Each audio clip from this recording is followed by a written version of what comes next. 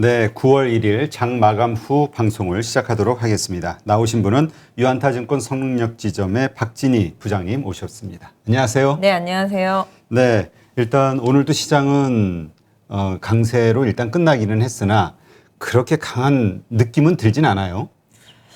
뭐 저는 좀 어제부터 느낀 게 생각외로 강한데? 뭐 그래요? 이런 느낌이 들었는데 이건 아마 자기가 들고 있는 종목이 어떠냐에 따라서 이런 생각이 달라질 것 네, 같아요. 맞아요.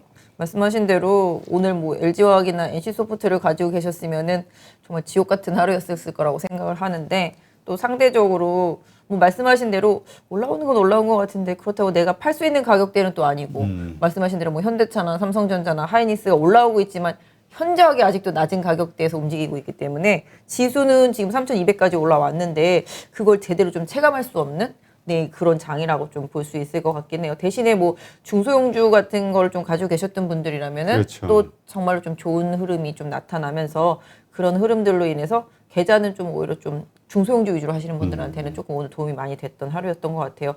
사실 저는 이제 이 3,200에서 뭐 3,100 사이 박스권에서 움직일 거다라고 생각을 하고 있었었는데 의외로 이틀 연속 외국인들 매수세가 들어오면서 빠르게 지수를 올려놓는 모습을 좀 보면서 아, 그나마 좀 다행이다. 밑으로 더 엄청나게 빠지진 않겠구나. 이래서 좀 약간 좀 안도하는 그런 느낌? 개인적으로 좀 그래서 좀 그 다음 이제 좀 종목들 대응할 때 조금 더 편하게 대응할 수 있겠다. 왜냐면 최근에 찍었던 이제 저점권을 어느 정도 좀 손절선으로 정해놓고 매매할 수 있으니까 그런 부분들에 있어서는 조금 도움이 됐던 것 같아요. 어제도 장 하루 종일 좀 안 좋다가 점심시간 지나면서 갑자기 막 미친 듯이 외국인들 들어와가지고 매수를 했었잖아요.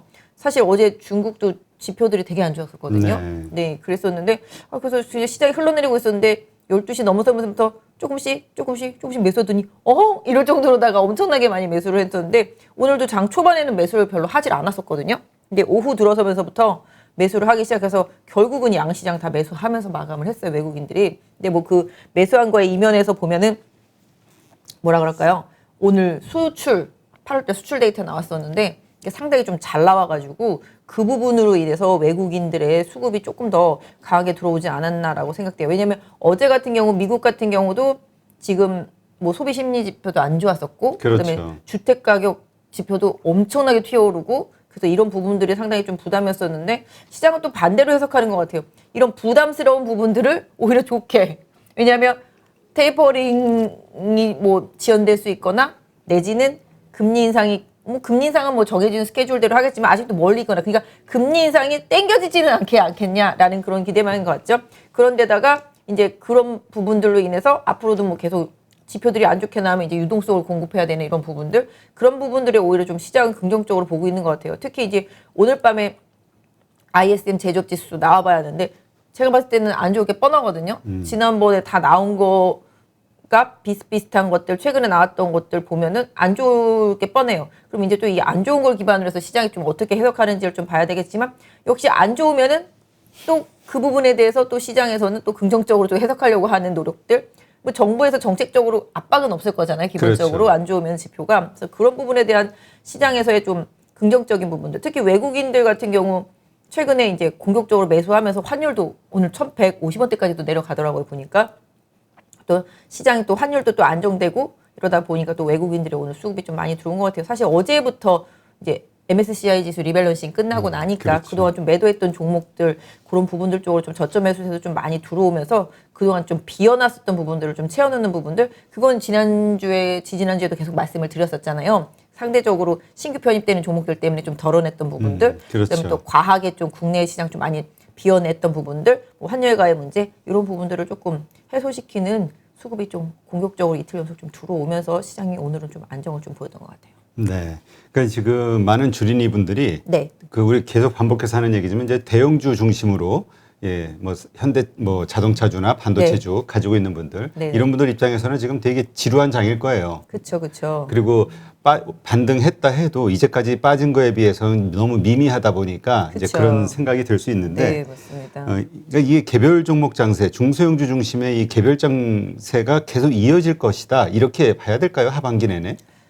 일단 지금은 뭐 아까 말씀드린 대로 오늘 뭐 수출 데이터도 나왔었지만 그 수출 데이터로 인해서 긍정적인 부분들이 시장을 조금 견인시키고 외국인을 좀 만족시키긴 했지만 중소형주가 지금 외국인이 만약에 어제 오늘 뭐 계속 들어올지는 좀 모르겠는데 좀 봐야 되겠지만 기본적으로 중소형주 장세가 강할 수밖에 없을 것 같은 생각이 사실 근데 이 중소형주하고 중대형주, 대형주 이게 좀 오락가락하면서 어느 정도 움직임이 나올 것 같은데 사실 대형주 단에서도 아직도 뭐 많이 지난번 지수 때보다는 밑에 있는 종목들이 많기 때문에 지수를 올리고자 한다라면은 강하게 올릴 수도 있는데 뭐 오늘 뭐 KB증권에서는 뭐 엄청나게 센 리포트도 나왔어요. 그래서 강한 리포트가 나오면서 9월 달에 3,400 가까이 간 다음에 내년까지 한 3,800을 갈 것 같은 그런 레포트가 나와서 엄마 이랬었는데 또 반대로 또 KTV에서는 아니다 박스권이다 뭐 그런 얘기 나왔었는데 저도 사실 개인적으로 좀 박스권이라고 생각을 했었거든요.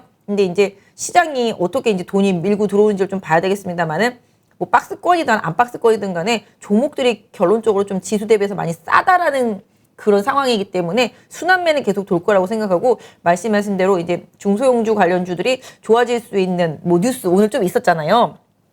연기금이 네 중소형주 그 뭐 지금 말씀하시려고 하는 그 내용 좀 자세하게 좀 설명해 주세요. 네. 그게 어떤 의미인지. 오늘 이제 뭐 기사가 하나 전해졌었는데 뭐냐 하면은 이제 연기금에서 직접 운용을 안 하잖아요. 위탁사를 그렇죠. 두잖아요. 네. 근데 그 위탁 운용사들이 있는데 그 위탁 운용사들 중에서 이제 중소형주를 이제 운용할 수 있는 위탁 운용사를 세 곳을 또 추가로 선정을 했다. 기본적으로 지금 한 5조대를 이제 운용을 하고 있는데 이 중소형주 위탁사들을 근데 이제 또 추가로 선정을 했으니 또 돈이 거기를 더 투입되게 될 거다. 네, 그리고 이게 이제 2016년 이후로 처음 있었던 일이다.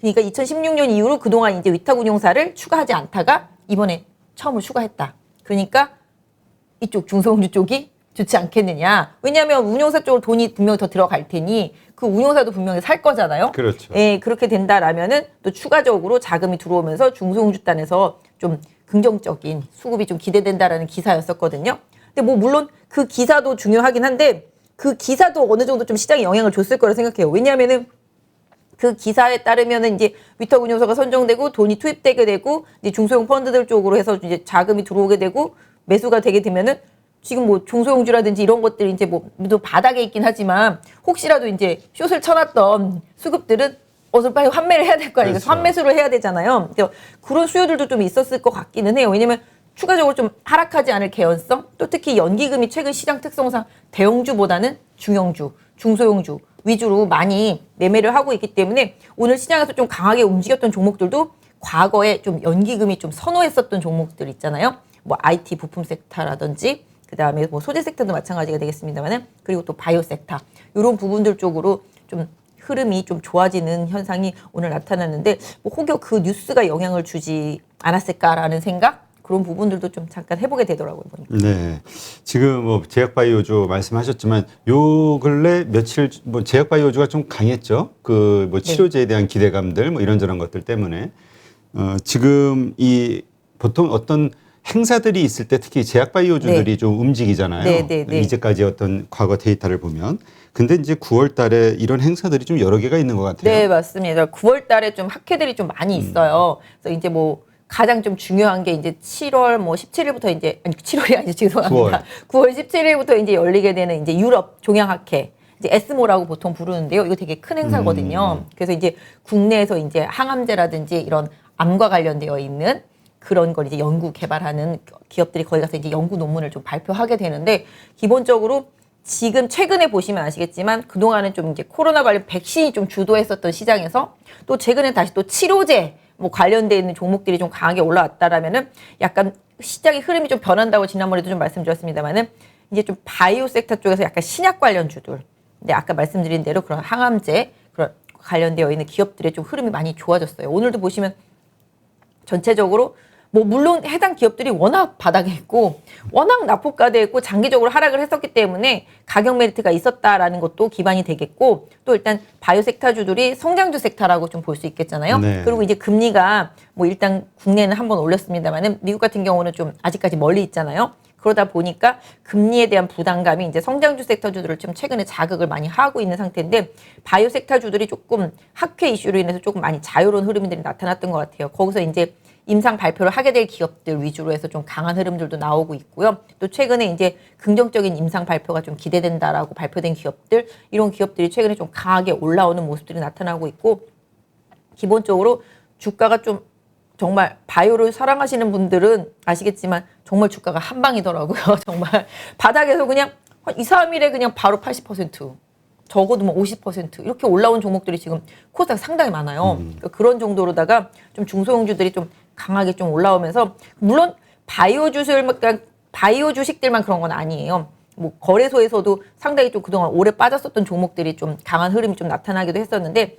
기본적으로 아까 말씀하셨던 대로 이제 9월은 이제 학회가 계속 있어요. 그래서 뭐 폐암학회도 있고, 아까 말씀드린 유럽 종양학회도 있고, 그다음에 뭐 당뇨학회도 있고, 그런데 기본적으로 9월달 그 학회에 좀 맞춰서 임상 발표가 좀 예정돼 있는 기업들, 이런 쪽들이 좀 흐름이 개선되고 있기 때문에 관련 주식들의 흐름은 좀 보셔야 될 것 같고, 사실 좀 그동안 좀 코로나 때문에 좀 임상이 좀 어려웠었던 부분들이, 그렇죠. 네, 코로나 좀 이제 좀 많이 길어지다 보니까 좀 힘들었었는데, 요새 좀 임상을 좀 진행해서 결과들이 나오는 기업들이 많이 있더라고요. 보니까 거의 막 1, 2년씩 지연된 기업들이 많았었거든요. 그래서 그런 기업들이 최근에 좀 발표를 하고 또 예상된다라는 레포트라든지 기사들이 좀 나오면서 움직임들이 좀 강하게 많이 나타났던 것 같고, 상대적으로 좀 가벼웠고요. 코스닥 시장에서도 최근에 외국인들이 며칠 전부터 조금 바이오 섹터주들, 시총 상위 종목군들이기는 한데요, 좀 매수하는 모습들이 좀 많이 보여지는 것 같아요. 네. 한번 요거는 한번 차트로 개별 종목단들을 한번 좀 살펴보는 걸로 하고요. 네, 이따가 볼게요. 네.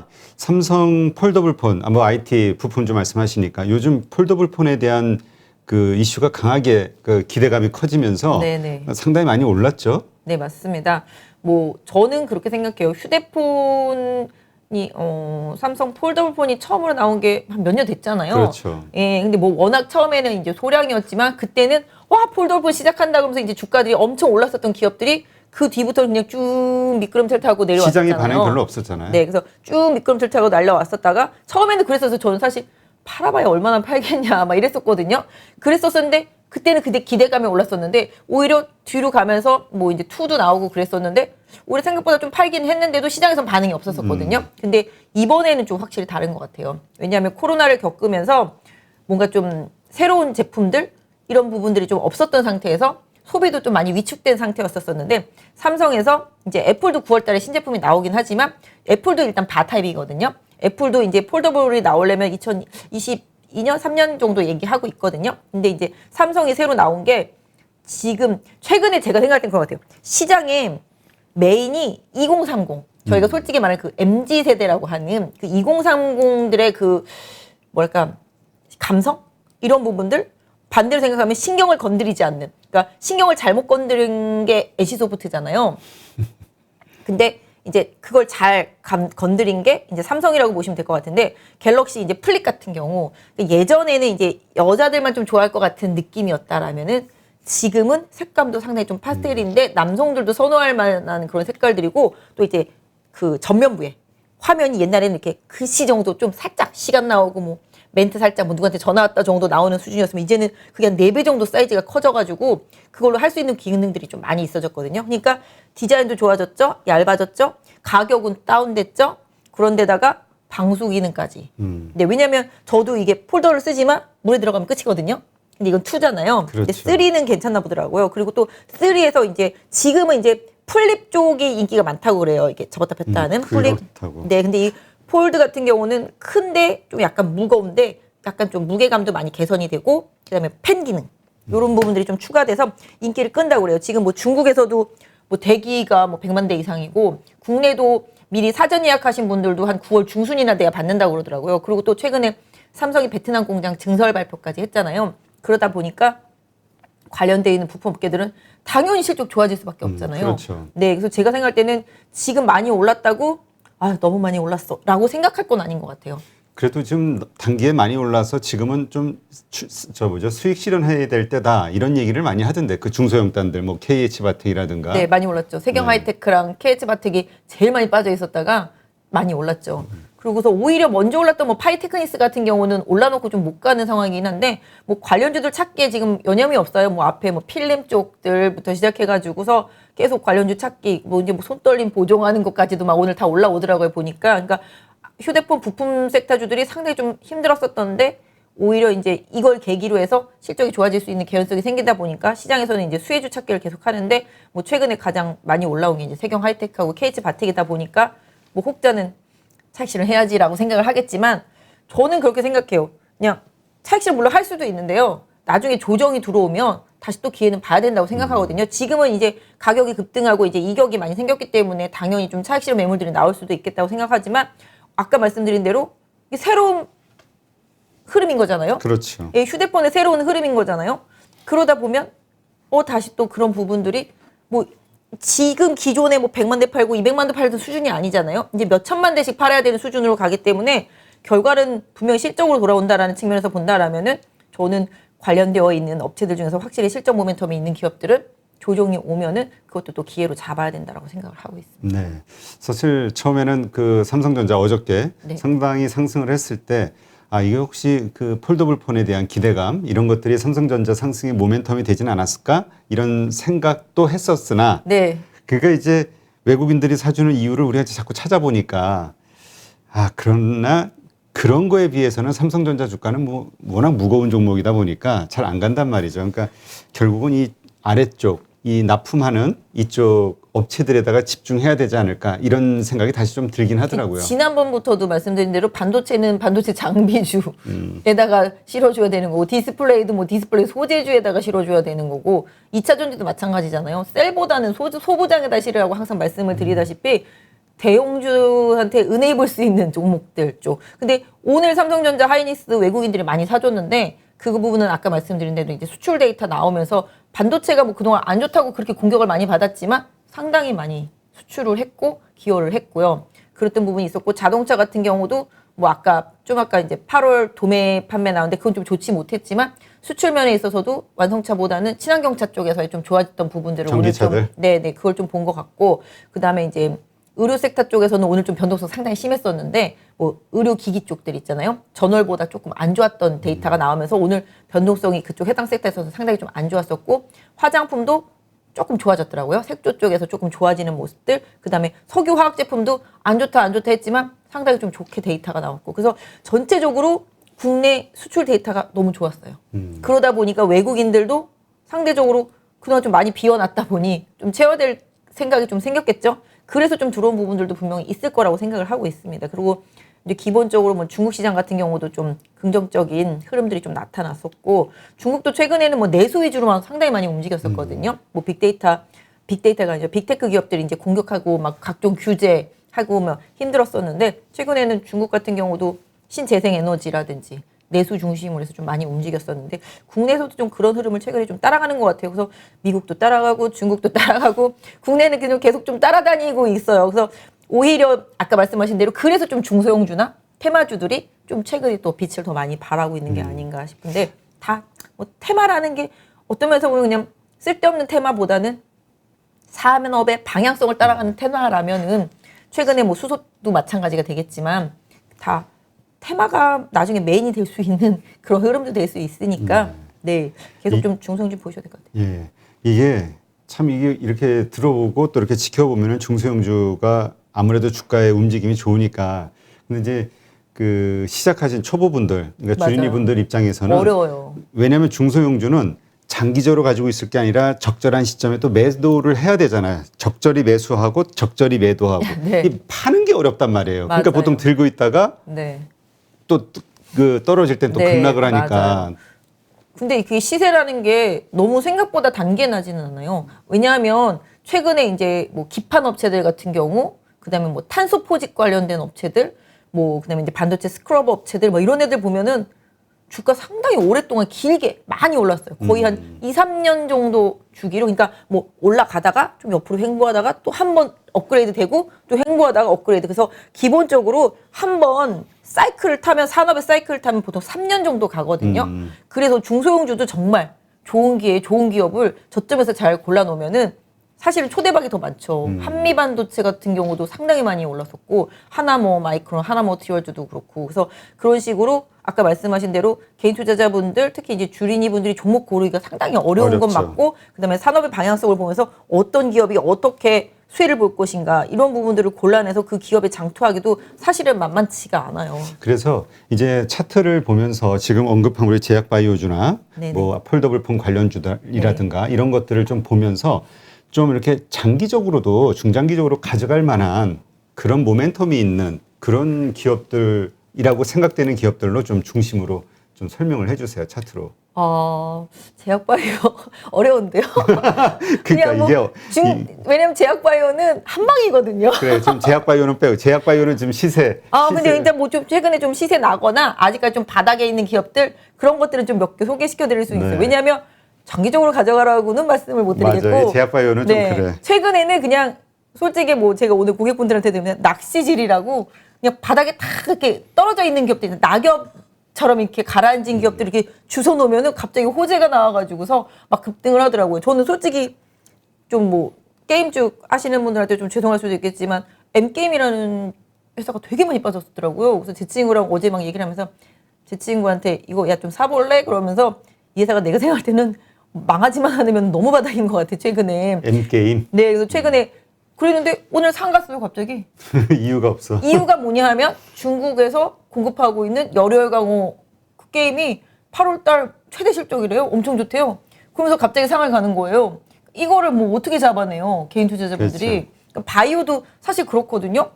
이렇게 제가 보면서 와, 저 종목은 정말 바닥이 어딜까 정말 끝도 없구만 이렇게 생각한 종목이 있었는데 갑자기 미국에서 암과 관련되어 있는 임상 결과가 너무 좋게 나온 거예요.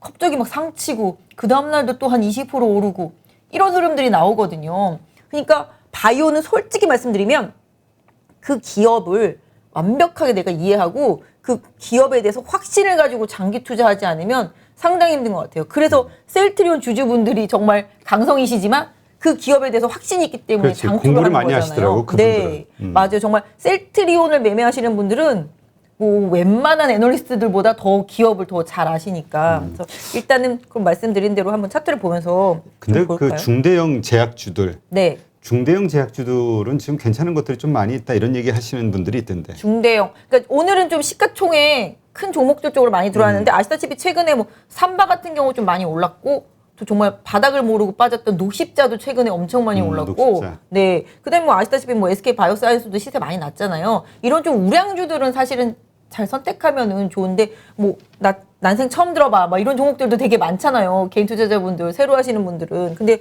오늘 바이오 주식들 좀 많이 오르긴 했는데 최근에 조금 바닥을 친 종목들 중에서 제가 지난번에 나왔을 때 지노맨 컴퍼니 바닥이다라고 차트 보면서 한번 설명을 드렸었어요. 마이크로바이옴 회사들이 다 M&A도 되고 시세도 많이 났는데 마이크로바이옴 회사 중에서 이 회사만 바닥에서 이제 덜 갖고 거래가 붙기 시작했어요. 이렇게 말씀드린 종목이 있었어요. 한번 차트를 보실래요? 많이 올랐죠. 제가 많이 지난번에 올랐네요. 차트 보면서 설명드렸을 때 위치가 여기 때예요. 여기 때. 요때. 네. 근데도 지금 계속 치고 나가고 시장 변동성에 아랑곳하지 않고 거래가 엄청 붙잖아요. 그래서 제가 여기까지 왔을 때 요때거든요. 여기 거래가 이만큼 붙었을 때 말씀드렸었거든요. 근데 지노맨 컴퍼니도 그랬었는데 지금 이제 마이크로바이옴 쪽. 그러니까 마이크로바이옴 회사들이 되게 많은데요. 마이크로바이옴 대해서 BP도 하고 이제 천랩 같은 경우는 M&A가 됐고 지분이 이제 대기업에서 인수를 많이 했고 그다음에 이제 지노맨 컴퍼니는 상대적으로 너무 많이 빠지고 바닥을 기었었는데 이제 그때 거래가 붙기 시작해서 이제 말씀을 드렸었는데 최근에 좀 시세가 많이 나고 있더라고요 보니까. 근데 단기적으로 좀 많이 올라와서 그냥 차트로만 단순히 말씀드리면 이 부분에 좀 저항대가 있죠. 아니 제가 이거를 줄을 그어야 되는구나. 네, 한 요 구간대. 네, 왜냐하면 여기 보시면 돌파 계속 시도하다가 밀리잖아요. 네, 그렇기 때문에 이 구간에 조금 매물들이 좀 있을 수가 있어요. 그래서 여기 한 58,000원 부근 혹시 가지고 계신 분들이라면 여기 58,000원 부근에 좀 강한 저항대 좀 인식해 주시고요. 이게 뚫려도 제가 생각할 땐 여기 65,000원 있잖아요. 이 부분에 좀 강한 저항대도 좀 인식해 주시는 대응이 좀 필요하지 않을까 싶고 지금 단기적으로는 좀 지지선을 좀 그어 드린다라면은 지금 여기 요 정도. 왜냐하면 뭐 차트로만 좀 설명을 드려본다라면은 이제 요 구간에서 좀 지지가 됐잖아요. 네. 그리고 또 여기서도 좀 지지가 되고 가는 듯 했으나 여기서 지지 실패하면서 급락을 했잖아요. 그래서 급락을 해서 이제 내려오다가 이제 거기가 지금 뚫린 거잖아요. 그렇죠. 그렇기 때문에 저항선이 지지선이 뚫리면 이게 저항선이 되는 건데 그 저항선을 지금 일단 뚫었단 말이에요. 그러니까 보시는 분들은 이 종목을 이제 보유하고 계신 분들이라면은 이제 진호앤컴퍼니 같은 경우는 지금 이 가격대가 대충 한 48,000원대 한 중간 정도 될 것 같아요. 여기가 좀 최대 지지선이라고 생각하시면 될 것 같고요. 올라가면 58,000원과 65,000원에 1차적인 좀 저항대를 좀 보시는 게 좋을 것 같아요. 수급은 제가 정확하게 안 봤는데 한번 볼까요? 수급은 뭐 지금 보시면 이제 투신권이랑 사모펀드 이런 쪽에서 조금 오늘은 살짝 팔았지만 최근에 좀 사면서 올라오고 있는 것 같아요. 뭐 외국인이랑 개인은 좀 팔고 있는 모습이고요. 그리고 또 이제 요거를 빗대서 보면은 또 이제 마이크로바이옴 회사가 또 있어요. 뭐가 있냐 하면은 안간 종목인데요. 고바이오랩이라고 있는데 이 회사도 사실 신규 상장주였었거든요. 이제 신규 상장주인데 여기 상장한 때 보시면 이제 68,000원대까지 가잖아요. 그랬다가 계속 하염없이 빠지고 있잖아요. 계속 빠지고 난 다음에 이제 조금 올라오는데 이때 좀 거래 많이 들어오면서 매물들이 조금 나중에 쌓였을 수가 있는데 기본적으로 신규 상장 종목들 같은 경우는 1년 지나면 또 보에서 풀리는 물량들이 있잖아요. 그렇죠. 네. 근데 보통 그게 부호 예수가 풀릴 때 좀 매물들 나오는데 이 가격보다는 좀 더 올려놓고 팔려고 하는 시도를 뭐 이거는 뭐 그냥 제 생각이에요. 그냥 뭐 저는 모든 종목에 세력이 다 있다라고 생각하는 사람이기 때문에 삼성전자에도 세력은 있겠죠. 뭐 이런 식으로 생각하는데 아무튼 간에 그래서 지금 이제 11월 달에 들어왔잖아요. 작년에. 그러니까 올해도 한 11월 정도 되면은 어느 정도 조금 흐름이 나올 수가 있는데 이것도 최근에 보시면은 좀 이렇게 확대를 좀 해드리면은 거래가 조금씩 들어오기 시작하거든요. 빠질 때 거래가 좀 많이 없었었는데 최근에 좀 조금씩 거래가 들어오기 시작해요. 근데 고바이오랩은 치명적인 단점이 있어요. 거래량이 많지가 않아요. 예, 거래량이 좀 많지가 않아서 거래량이 좀 많이 붙어줘야 돼요. 보통 이렇게 18만 주 정도를 찍은 적이 최근에 없었거든요. 보통 한 몇만 주대였었는데 이제 거래가 좀 들어오기 시작했습니다. 그래서 혹시라도 이 종목을 물리셨거나 가지고 계신 분들이라면은 여기 제가 선 그어드리는 부분이 딱 보면 저항대잖아요. 계속 지금 5월달, 7월달에도 못 넘었던 가격대잖아요. 지금 보시면 선을 그어드리면 네 여기 요 가격대인데 이제 실질적으로 보시면은 이제 그냥 뻔하다라는 거죠. 여기서 이제 돌파 실패를 계속 했었고 여기서도 또 돌파 실패를 했었기 때문에 이번에도 이 구간까지 한번 진출하면은 조금 저항대가 나올 수 있다라고 보실 수가 있겠고요. 또 하나 볼게요. 학회 이슈가 있으니까 그 학회에서 좀 발표하는 기업들 위주로 볼게요.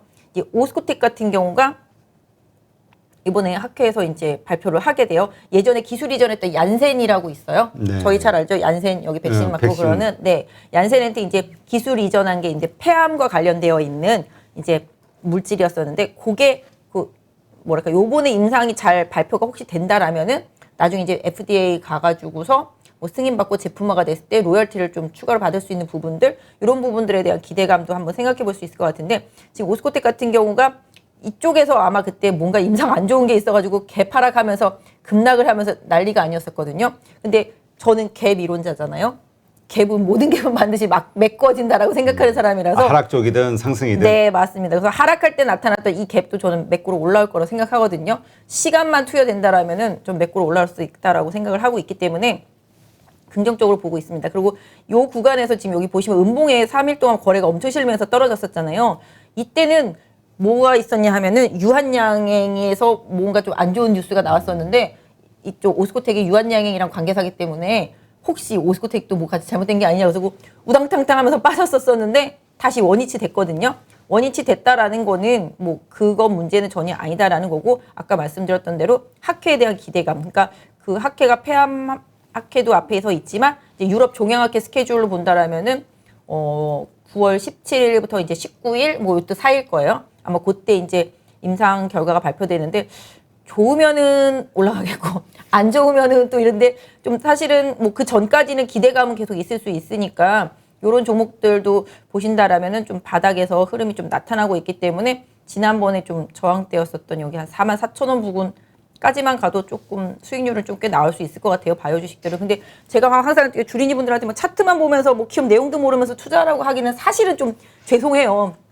그렇긴 한데 또 저희가 여기가 또 그렇게 설명할 수밖에 없는 게 또 한계가 있다 보니까. 근데 아무튼 요런 것들 아까 말씀하신 대로 바닥권에 있는 바이오 종목들 조금 말씀드리고 또 그래서 이 부분은 네. 보시는 분들이 좀 이렇게 생각을 하시면 좋을 것 같아요. 이거를 그 매수 관점에서 추천을 한다는 이런 게 아니라 그렇죠. 예, 이러한 모멘텀으로 이런 주식을 보고 있는데 이런 것들을 그렇게 보는 그 차트를 보는 법 지금 설명하신 그렇죠. 그런 거. 차트로 분석을 해서 여러분들이 좀 투자하실 때 손실도 최소화하고 수익도 극대화할 수 있는 그런 방법을 조금씩 제가 알려드리는데 그냥 모형 종목이다라고 그렇죠. 생각하시면 될 것 같아요. 네. 이거 보고 또 바로 따라서 사시면 절대 안 되고요. 그래서 오늘 뭐 흐름이 그랬고 오늘 보시면은 이제 코스닥에 이제 전통적으로 이중항체 업체들 같은 경우가 보통 암과 관련되어 있는 종목들이 많은데 뭐 ABL 바이오라든지 뭐 에클론 이런 종목들도 오늘 올라왔거든요. 올릭스 뭐 이런 종목들 그러니까 항상 다 같이 다니는 종목들이에요. 처음 들어보는.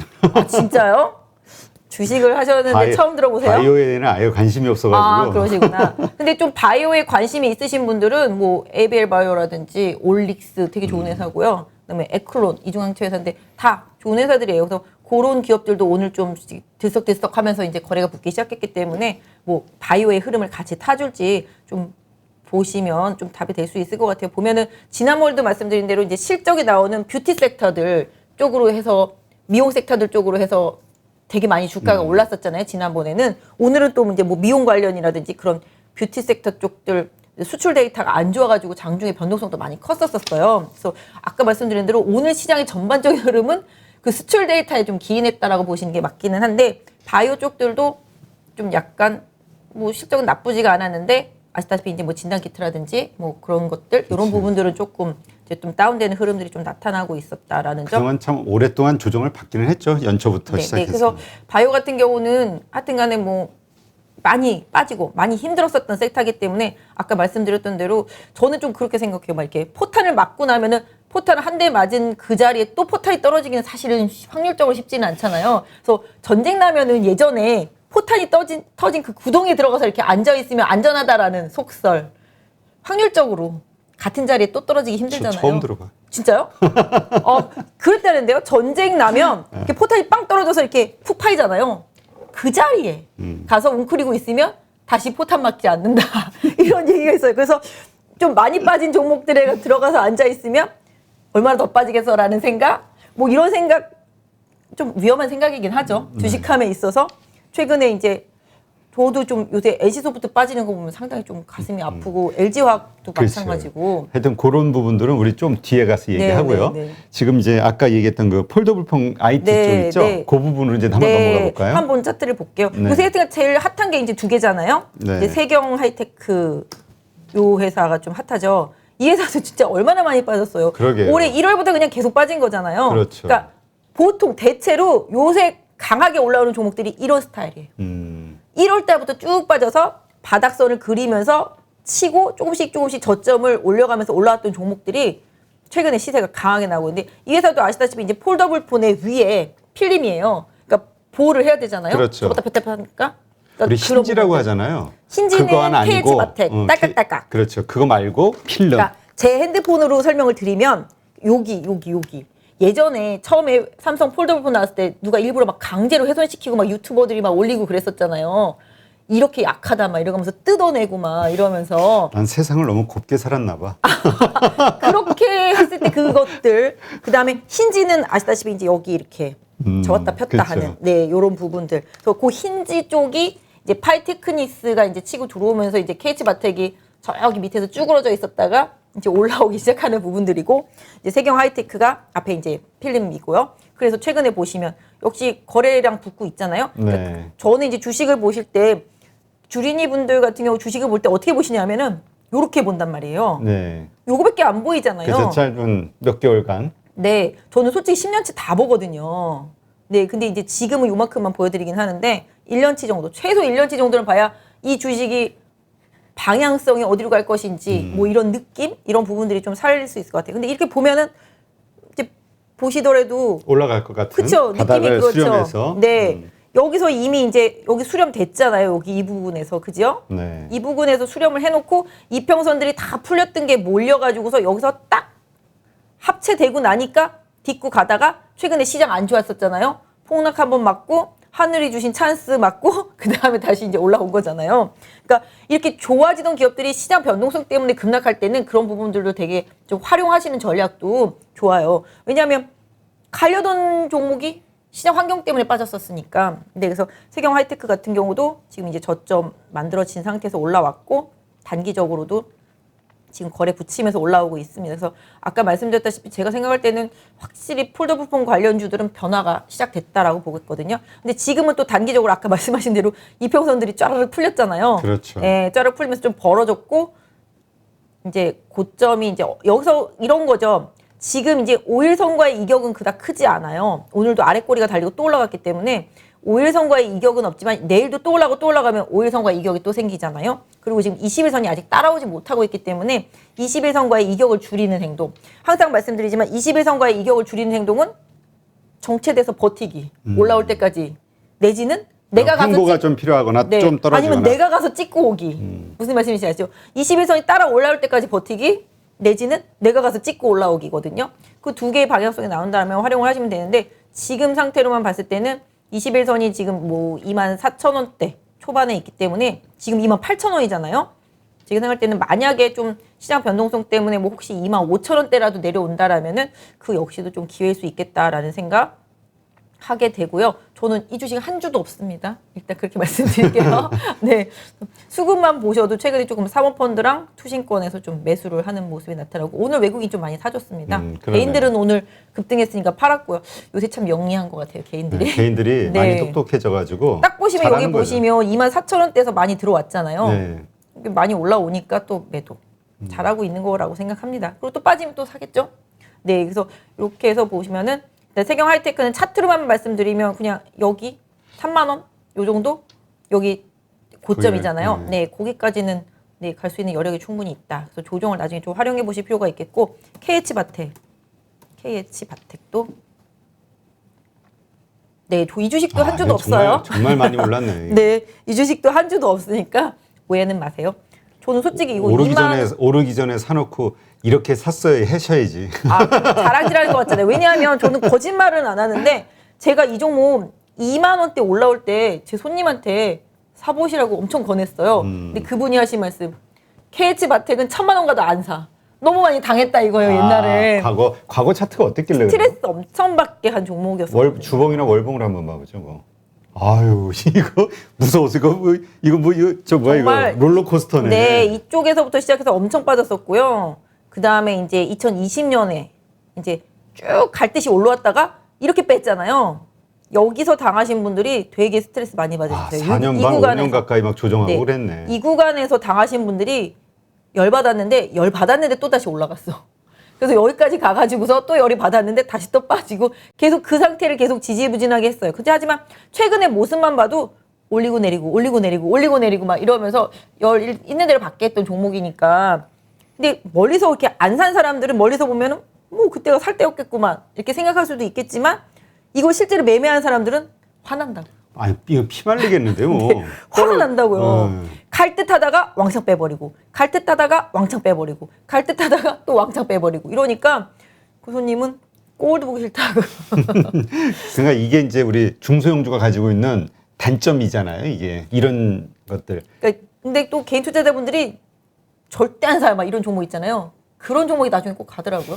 왜냐하면은 그만큼 지치고 힘들게 만들었으니까. 맞아요. 네. 그러니까는 일단 여기에 그 계속 장기적인 상승을 할 만한 모멘텀이 사업적으로 커질 수 있는 모멘텀이 있냐 이걸 이제 확인해야 되겠죠. 근데 이제는 좀 레포트 엄청 나오더라고요. 그러니까 이번에는 이제 지금 폴더블폰에 대한 그 기대감이 네. 아주 막 몇천만 대로 막 커져가니까. 네, 맞아요. 저도 그래서 이게 좀 잘 팔릴 것 같아가지고서 말씀을 드렸었는데 아무튼 지금 거래가 붙으면서 강하게 올라오고 있고 레포트도 그냥 싱싱 잘 나오고 있습니다. 그래서 일단 매도한다고 하면 관심이 언제 해야 있다는 돼요? 거죠. 지금도 보시면 아시죠? 외국인이 오늘 몇 개나 샀겠습니까? 많이 샀네. 엄청나게 많이 샀죠. 연기금까지 사고 있습니다. 사모펀드도 샀죠. 투신도 달라붙었잖아요. 지금 다 기관이 달라붙었다라는 거죠. 그러니까 결론적으로는 KH바텍이 안 좋았던 부분들이 해소가 될 수 있겠다라는 기대감인 거죠. 그럼 결론은 실적이 좋아질 수 있겠다는 기대감으로 들어오는 거죠. 사실 중소형주들이 하반기에 내년에 실적이 좋아질 기업들이 되게 많아요. 그렇기 때문에 또 오히려 연기금도 그런 선택을 하려고 하는 것일 테고 3조를 추가적으로 돈을 투입했다. 5조? 3조는 아니고 원래 5조를 운영하고 있었는데 아. 3개의 운영사를 더 추가로 선택을 했으니까 뭐 그렇게 생각하실 수도 있겠네요. 기본에 한 5개 정도 있었는데 그러니까 5조 운영했는데 1조씩이라면은 그럴 수도 있겠네요. 저도 그 생각까지는 못 했었는데 네, 그럴 수도 있겠네요. 어떻게 아셨죠? 그렇게? 아, 이거 참 몰라요, 나도. 나도 내가 뭔 말을 했는지. 네, 아무튼 그래서 뭐 그렇게 된다라면 이제 아무튼 좋아질 수도 있으니까. 그래서 아무튼 뭐 직전 고점까지 한번 달려가 볼 수도 있는 흐름. 근데 역시 뭐 조정이 온다라면은 지금 이 상태라면은 한 26,700원대까지 조정이 온다라면은 네, 지금 일단 KH 바텍도 관심을 두시고 좀 보셔야 되겠다라는 생각을 해보실 수 있겠습니다. 그래서 일단은 폴더블과 관련되어 있는 거는 요게 좀 핵심으로 최근에 많이 올랐던 거라서 좀 말씀드렸고요. 우량주단에서는 이제 뭐 PI 첨단 소재, 그죠? PI, 네.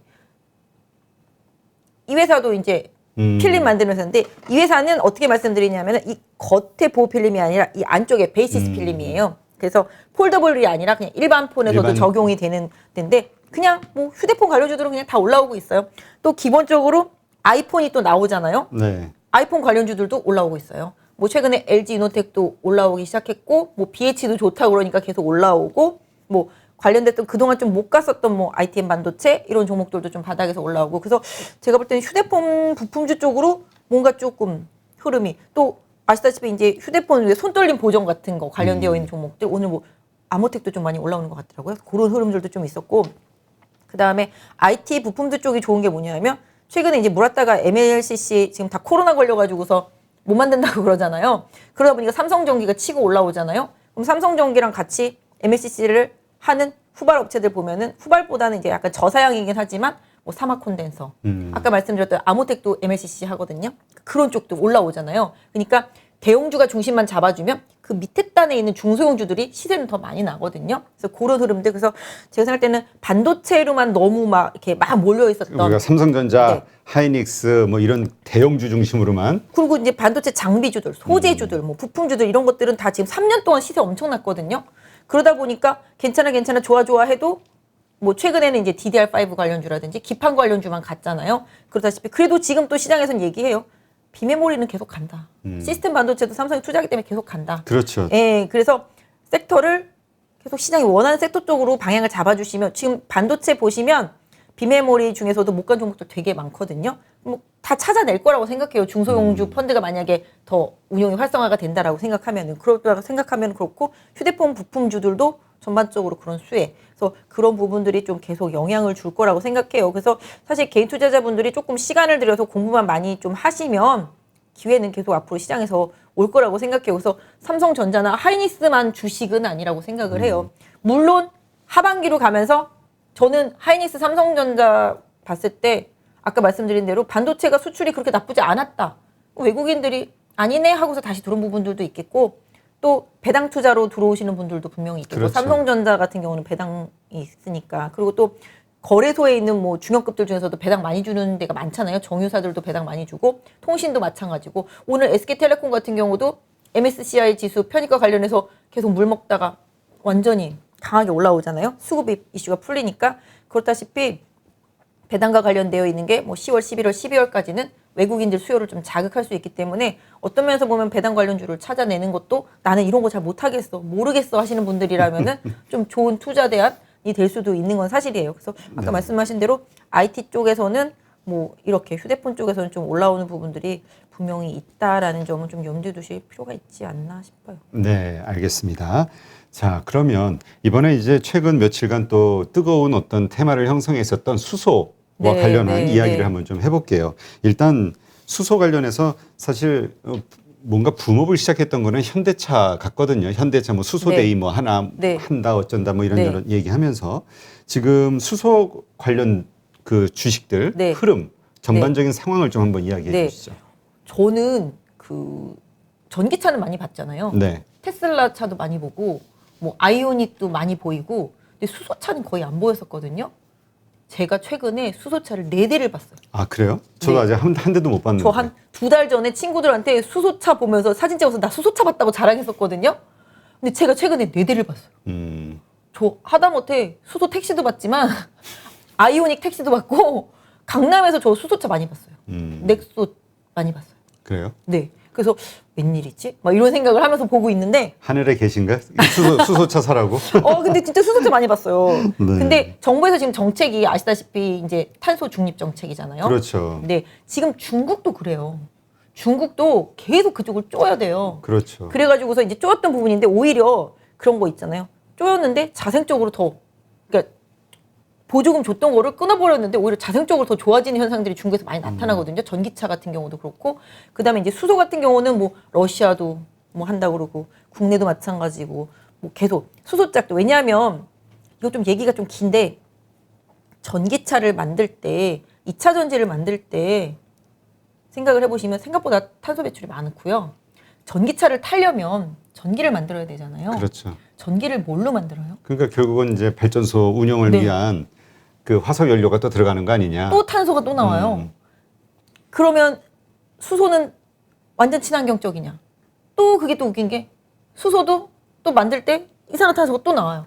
그래서 최근에 탄소 포집과 관련되어 있는 회사들이 엄청 많이 가는 거예요. 왜냐하면 수소를 만들 때 철강 회사나 뭐 기타 등등 뭐 화학회사 이런 데서 나오는 이산화탄소를 포집을 한 다음에 여러 가지 이렇게 매체들이랑 섞어가지고서 분해를 해가지고 수소를 만들거든요.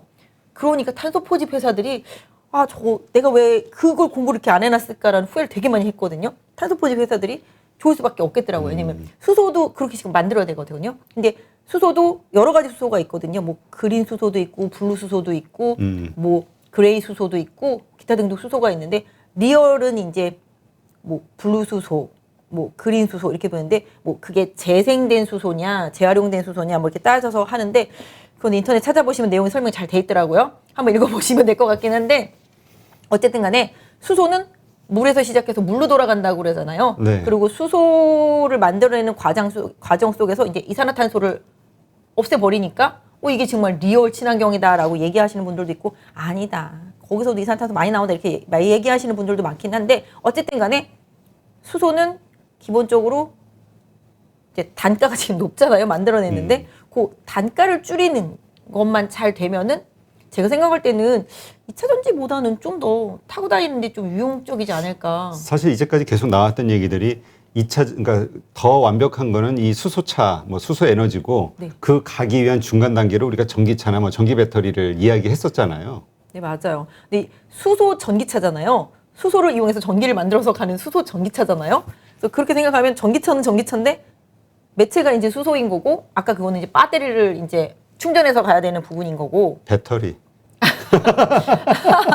배터리 하면 좀 더 인간적이지 않나요? 그래서 아무튼 간에 뭐 전기차 요새 충전소 테마도 엄청나잖아요. 네. 충전소도 다 의무적으로 설치해야 되고 그래서 이제 저희 우리나라 같은 경우도 2030 이제 탄소 중립에 이제 수소 관련된 부분들도 의무화되는 게 2022년에 또 정책적인 부분들이 최근에 많이 발표가 됐어요. 그러다 보니까 이제 수소 관련 부분들 그다음에 대기업들이 너도 나도 다 수소한다고 그러잖아요. 그렇죠. 수소로 제일 재미 많이 본 게 이제 효성그룹주들이었고 최근에는 뭐 포스코도 하겠다고 그러고 뭐 롯데도 할 것 같이 얘기하고 뭐 코롱도 하고 뭐 하여튼 다 한다고. 왜냐하면 철강 회사들이 수소하기 되게 쉽거든요. 아까 말씀드린 대로 그 생산 과정 속에서 이산화탄소 많이 나오기 때문에 그럼 뭔가 해야 되니까. 그러니까 그거 원재료 갖고 만들면 쉬우니까 철강 회사들이 다 많이 하는데 대부분이 이제 현대차 그룹주들이 많이 하잖아요. 뭐 롯템은 현대차 그룹은 아니지만 현대 롯템, 현대 제철 다 이제 수소하고 그다음에 현대 모비스는 이제 또 모비스 얘기하면 안 되는데. 근데 모비스 같은 경우 이번에 1조 이상의 돈을 그 연료전지, 수소전지 만드는 네. 공장, 그러니까 시설을 막 확충했다. 이거는 상당히 의미 있는 얘기잖아요. 아무튼 수소 쪽으로 하고 있어요. 모비스도. 나 이제 모비스 30만 원 넘을 때까지는 모비스 얘기 안 할 거야. 그 아킬레스건이. 네, 그래서 아무튼 모비스, 그다음에 또 최근에 현대 위아도 마찬가지고, 그래서 전체적으로 수소해서 이제 현대차 그룹주들이 다 대체로 속해 있어서 최근에 좀 주가도 많이 회복을 하고 있는 상태고, 이제 수소 경제 또 아시다시피 이제 9월 7일날 네 이제 현대차가 이제 독일 모토쇼에서 수소와 관련되어 있는 수소 사회와 관련되어 있는 이제 비전 제시를 하겠다 얘기를 하잖아요. 그러다 보니까 좀 더 모멘텀이 형성이 됐는데 현대차가 혼자서 다 할 수 있는 부분은 사실 아니고 그렇죠. 정부도 그렇고 각국들도 수소와 관련되어 있는 투자를 계속 하니까 정부의 일단 그런 비전, 정책적인 부분 항상 말씀드리지만 정책에 맞서면 안 돼요. 정책이 원하는 방향 쪽으로 주식을 투자하고 그쪽 산업을 투자해야지만 돈을 벌 수가 있어요. 그러니까 바이든이 하고픈 대로 지금 하는 거잖아요. 각국들이 다 맞춰주는 거고 시진핑도 어쩔 수 없이 하는 거잖아요. 왜냐하면 그렇게 안 하면은 중국이 항상 미세먼지 진짜 원흉이잖아요. 올해는 왜 이렇게 미세먼지가 없어요? 네? 몰라요. 중국이 다 규제를 했잖아요. 막 철강도 맞아. 규제하고 기타 등등 다. 그리고 좀 규제를 활동도 하니까. 많이 줄어든 것 같고. 네. 그러다 보니까 살기 좋은 세상이 왔잖아요. 일단 공기 좋은. 근데 어쨌든 간에 그런 정책적인 부분들이 뭐 최근에 보니까 풍력도 올라오고 태양광도 올라오고 다 마찬가지예요. 근데 솔직히 진짜 그리는 풍력이잖아요. 그렇죠. 근데 바람이 이제 원하는 때 원하는 만큼 불어줘야 되는데. 그러니까 이게 지형 그 나라의 그 지역의 어떤 지형과 기후와 맞아요. 날씨와 이게 다 맞아떨어져야 되는데 왜냐하면은 미국과 중국이 그런 쪽에서 앞서갈 수밖에 없는 게 땅땡기가 일단 넓고 사막이 있으니까. 사막이 엄청나게 넓고 그렇기 때문에 그 여건에 맞게 형성되는 부분들이에요. 그래서 그런 부분들을 좀 참고하시면 될 것 같은데 우리나라는 좀 약간 지역적으로 약간 좀 부담되는 부분들이 그렇죠. 사실은 있어요. 그래서 뭐 해상 풍력도 그렇고 뭐 어디 강원도 여기 산 꼭대기에다가 하는 대관령 것들도 그쪽. 네, 다 그렇고 근데 또 주변 지역 사람들은 너무 싫어하는데 시끄럽다고 그 돌아가는 부분 때문에 근데 어쩔 수 없는 부분들이 많이 있는데요. 그런 부분들을 생각해 본다라면은 사실은 뭐 이게 풍력이나 태양광이 가져오는 효율성 이런 부분들은 사실 많이 떨어지는 건 사실이거든요. 그래서 이제 최근에 이제 소형 모듈 원전 얘기 좀 나오고 오늘 뭐 두산도 수소한다 그러면서 주가 엄청 급등했죠. 그다음 두산 중공업도 이제 소형 모듈 원전과 관련되어 있는 뭐 K에너지인가? 미국에 있는 큰 회사 엑스에너지구나. 엑스에너지에 이제 뭐 설계 참여했다 그러면서 주가 많이 오르고 그랬었거든요. 그러니까 시장이 지금 테마는 테마지만 이게 쓸모없는 테마가 아니라 정책적인 방향성을 가리키는 테마들 이런 부분들인 것 같아요. 그래서 말씀하신 대로 저희 무슨 얘기했었죠 지금까지? 아 수소 얘기했었죠. 네. 그래서 지금 사실 이제 뭐 이게 몇 년 전에도 사실 수소 현대차가 가장 네, 앞서 나가는 맞아요. 기술을 보유했다면서 맞아요. 테마가 형성됐지만 금방 서구러들었잖아요. 근데 이번에는 그때와 다른 게 많은 분들이 기대하는 게 정부가 일단 그 인프라, 네. 그 충전소를 네. 예, 하겠다라는 게 이제 맞아요. 정책이 나오니까 이게 이제 막 불어 닥치는 거잖아요. 가장 핵심이 인프라예요. 그렇죠. 인프라가 안 깔리면은 나 정부가 혼자 돈을 써야 한다고 해봤자 되니까. 소용이 없거든요. 그래서 지금 뭐 국내에서 수소 충전소도 엄청 설치한다고 그러죠. 그다음에 뭐 러시아도 엄청나게 설치한다고 그러더라고요. 중국도 마찬가지고 계속 그렇기 때문에 이제 인프라가 깔리기 시작하면 예전에 보면 LG 같은 경우도 인터넷 폰을 만들었었는데 아니 인터넷을 쓸 수 있는 환경이 안 돼 있다 보니까 괜히 혼자만 만든 거잖아요. 나중에 이제 뭐 구글이 서비스하기 시작하고 이러다 보니까 기본적으로 이제 막 미국에서 치고 나가니까 확 확산되는 거잖아요. 그러니까 대장이 해줘야 돼요. 그래서 아까 말씀하신 대로 인프라가 깔리는 게 1등이거든요. 근데 이제 아까 말씀하신 대로 전기차도 이제 충전소 인프라 깐다고 그러고 이제 수소도 계속 이제 그런다 그러니까 이제 인프라가 깔리기 시작하면 왜냐면 그거잖아요. 내가 충전할 길이 없는데 그렇지. 그걸 왜 사겠어요. 근데 이제 충전할 길이 생겨야 사는 거잖아요. 그러니까 그래서 그런 부분들 생각해 보시면 이제 도움이 많이 되겠죠. 그래서 오늘 최근에 좀 많이 올라온 게 이제 두산 퓨어셀도 이제 많이 올라왔는데 상당히 좀 많이 빠지다가 최근에 다시 좀 바란스를 잡고 있습니다. 아직도 근데 좀 지금 흐름상으로는 이제 겨우겨우 올라왔잖아요. 네. 이제 저항대 이상을 살짝 뚫어줬다가 오늘 살짝 밀리긴 했는데 두산 퓨어셀 같은 경우는 이제 저기 중심선이 그냥 차트에다 제가 이게 줄을 그어놓고 보면은 뭐 요 잠깐만요. 한 요 정도가 중심이지 않겠나. 왜냐하면 지금 저렇게 급전직하 했었던 거 제외하고 네, 요 정도 생각해 보면은 요 좁은 박스 지금 제가 그어드린 3개의 선 있잖아요. 그게 이 두산 퓨어셀의 중심이라고 보시면 돼요. 왜냐하면 이 위쪽으로 뚫린 거 제거하고 이 밑에 쪽으로 뚫렸던 거 제거하고 나면은 요 줄 안에서 지금 움직임이 나온다고 생각하시면 돼요. 상단과 하단 안에서만 지금 움직임이 나오는데 그러려면은 어떻게 해야 되겠어요? 이 박스 그어진 상단을 뚫어야지만 새로운 방향성이 생기겠죠? 그렇죠. 그러니까 이 종목을 보유하신 분들은 제가 그어드린 이 선에 맞게 보시면 돼요. 그래서 지금 흐름은 내려와도 이 중심선 하단으로 안 내려와야지만 추세가 더 유지된다라고 보시는 게 맞겠습니다. 그래서 지금 흐름으로는 한 49,000원 정도?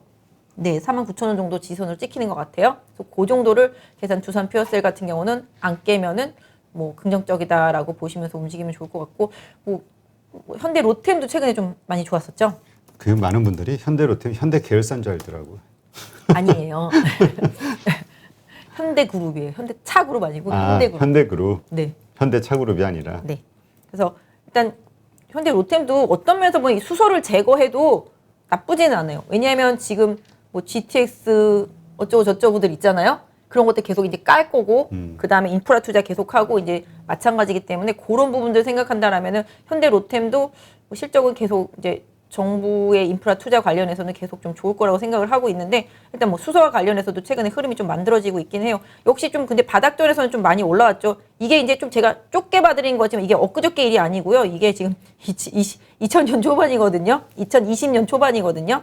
그러니까 코로나 터지고 이제 많이 빠졌다가 계속 이제 박스권 수렴을 하다가 뚫고 올라왔다가 또 수렴을 하다가 또 뚫고 올라왔다가 정말 계단식으로 올라가고 있잖아요. 지금도 이제 변동성을 보면서 왔다 갔다 하는데, 제가 봤을 때는 여기 25,000원에서 23,000원 사이가 최대 지지선이라고 생각을 하고 있습니다. 그래서 최근에 찍었던 여기 23,000원 부근이 지지선이라고 생각해 주시면 좋을 것 같고요. 또 여기 박스권 상단도 여기 말씀드렸던 대로 여기 27,000원 여기 저항입니다.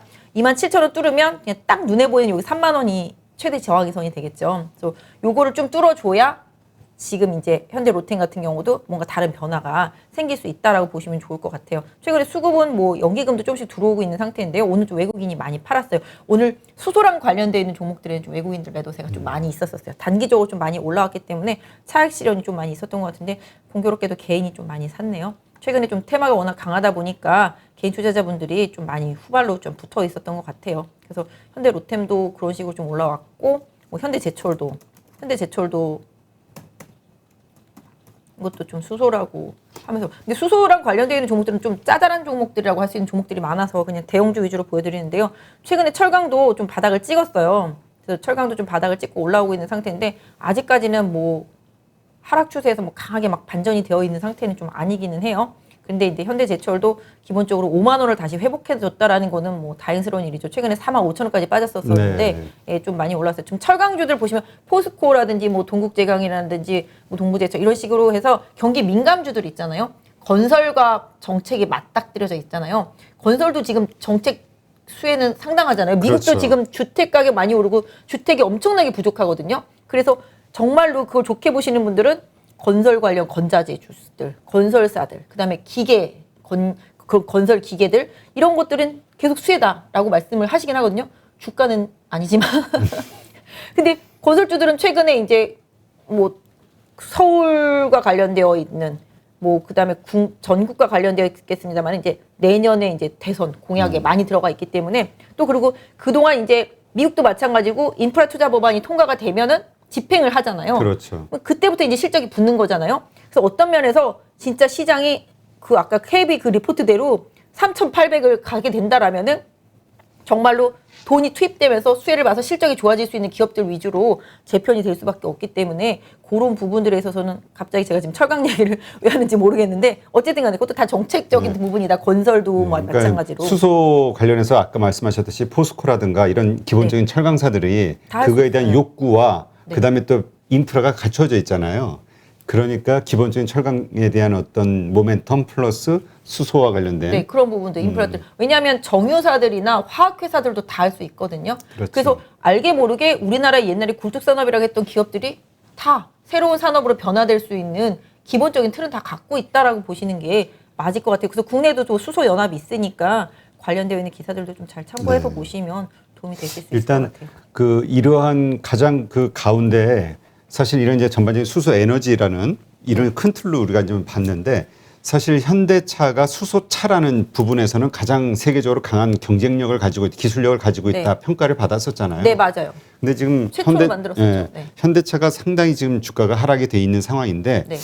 이런 것들이 좀 모멘텀이 돼서 반등의 계기가 좀 될까? 현대차를 한번 차트를 좀 한번 네, 봐주시죠. 한번 볼게요.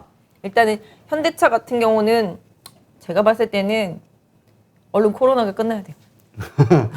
이게 계속 뭐 자동차 반도체에 대한 쇼티지 문제, 네. 뭐 이 결자 얘기가 해지라고 코로나로 시작된 문제는 코로나가 종식이 되어야지만 해결될 수 있어요. 왜냐하면 아까도 말씀드렸지만 지난번에 말씀드렸구나. 반도체를 못 만들어서 차를 못 만드는데 그 반도체는 왜 못 만드냐? 그럼 동남아시아권에 계속 코로나가 확산이 돼서 공장이 제대로 가동이 안 되니 못 만드는 거잖아요. 그러니 그럼 코로나가 줄어들면 다시 만들 거잖아요. 그러면 부품 공급이 원활하게 되면 자동차를 만들어서 팔 거잖아요. 그러니까 이게 자동차가 못 만들어서 못 판 부분이잖아요. 안 팔려서 못 판 부분이라기보다는 요새 뭐 뭐더라 제네시스 신청하면 몇 개월 걸린다고 그렇죠. 그러더라고요. 뭐 인기 차종은 네, 그런다고 그러더라고요. 오늘 저는 사실 오늘 현대차 뭐 캐스퍼인가 경차 나온 거 봤는데 예쁘더라고요.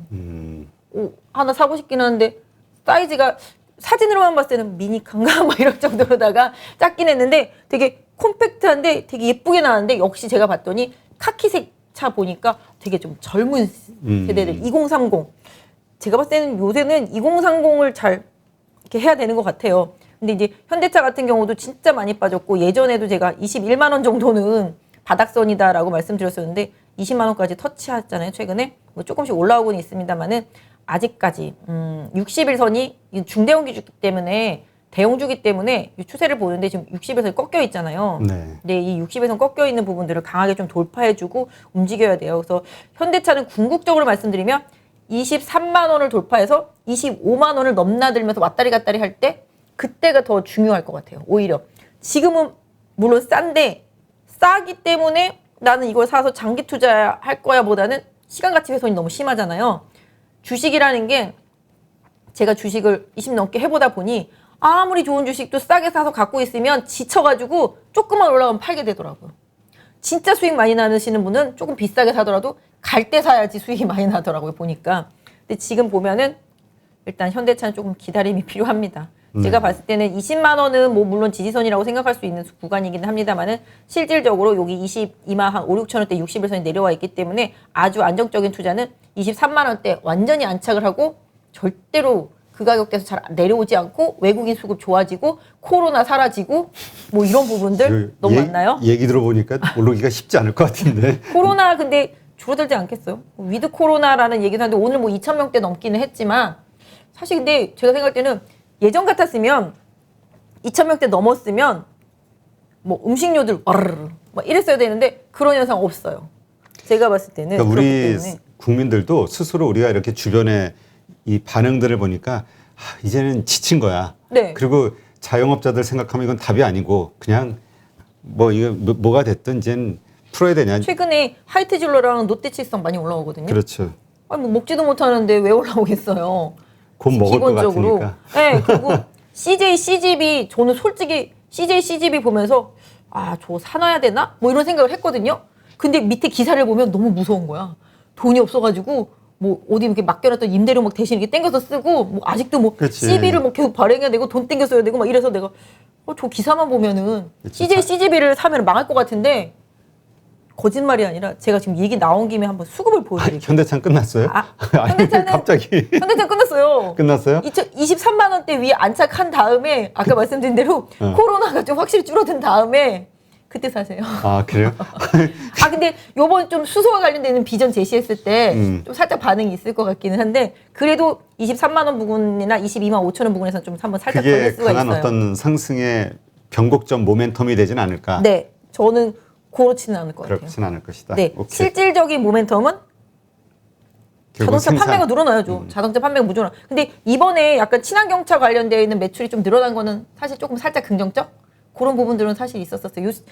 이렇게 망가지기 전까지는 친환경차만 보고 달려왔었잖아요. 그렇죠. 네, 그래서 근데 최근에는 그걸 안 보더라고요. 그랬었었는데 아무튼 제가 생각할 때는 완벽하려면 23만 원대 안착 하는 것까지 보고 하는 게 더 확실하다라고 생각을 하고 있어요. 오늘 같은 경우도 외국인이 시장 많이 샀지만 현대차는 사지는 않았거든요. 팔았거든요. 최근에 오히려 사모펀드나 뭐 이런 쪽에서 샀고 기금 보세요. 눈만 뜨면 팔고 있잖아요. 그러니까 기금도 대충 눈치채는 거죠. 이거 지금 당장 사서 계속 들고 갈 건 아닌 것 같다라는 뉘앙스 이런 부분들. 네, 그래서 아까 그래서 참 CGV가 얘기 나서 제가 또 두서없이 봐도 돼요? 네, 보세요. 허락해드릴게요. 저는 원래 갑자기 자동차에서 극장으로 가는 네, 자동차 아니, 저는- 극장. 아이고 저는 원래 좋아하는 게 저거거든요.